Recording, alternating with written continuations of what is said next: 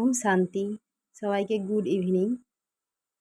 আমি আগের দিনের ক্লাসে বলেছিলাম শিব পরমপিতা পরমাত্মা এই পৃথিবীতে অবতরিত হয়ে তার বিভিন্ন রকম দিব্য কর্তব্য পালন করছে। তো আজকে আমরা ক্লাসের মাধ্যমে জানব যে শিব পরমপিতা পরমাত্মা হলেন সমস্ত মনুষ্য আত্মার পিতা। আমরা হয়তো বিভিন্ন ধর্মে বিভক্ত, তো সেটা আমরা শরীর সূত্রে, কিন্তু আমাদের সবারই আত্মার পিতা হলেন এক শিব পরমপিতা পরম আত্মা। তো আপনারা সামনে পিকচারে দেখতে পাচ্ছেন বিভিন্ন ধর্মের সব ধর্ম প্রচারকরা আছেন, যেমন বৌদ্ধ ধর্মের গৌতম বুদ্ধ, খ্রিস্টান ধর্মের যীশুখ্রিস্ট, জৈন ধর্মের মহাবীর, তো এরকম বিভিন্ন ধর্মের, শিখ ধর্মের গুরু নানক এই সামনে আছে। তো এই সমস্ত ধর্মের আত্মারাই কিন্তু মানে যে ভগবান হলেন এক জ্যোতির্বিন্দু, পয়েন্ট অফ লাইট। ভগবান কোনো দেহধারী নয়। আমরা যাদেরকে দেহরূপে পূজা পাঠ করছি তারা হলেন সব ভগবানের সৃষ্টি, এক একটা দেহধারী দেবী দেবতা।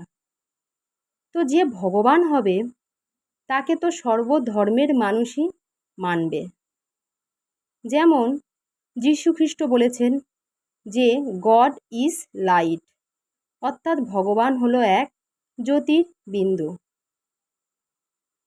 আবার গুরু নানক সেও বলছেন যে ভগবান হলেন এক ওঙ্কার, অর্থাৎ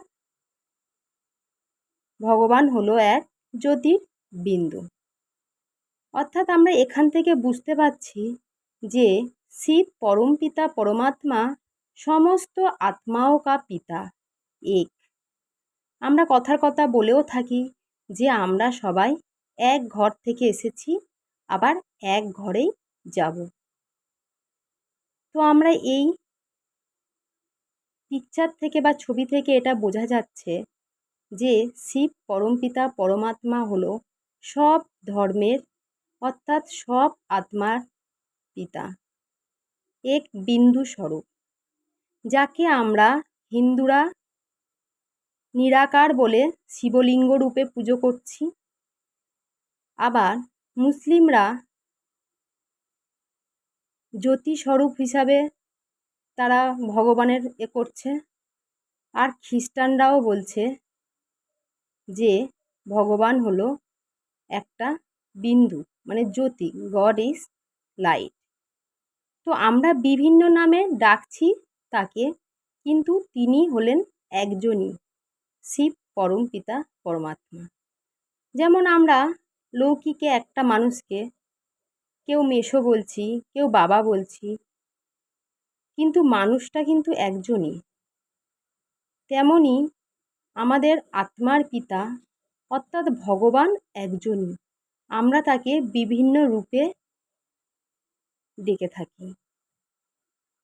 তো এই চ্যাপ্টার থেকে আমরা বুঝতে পারলাম যে শিব পরমপিতা পরমাত্মা হলো সব আত্মাদের পিতা, চাহে সে শরীর সূত্রে অন্য জাতি হতে পারে।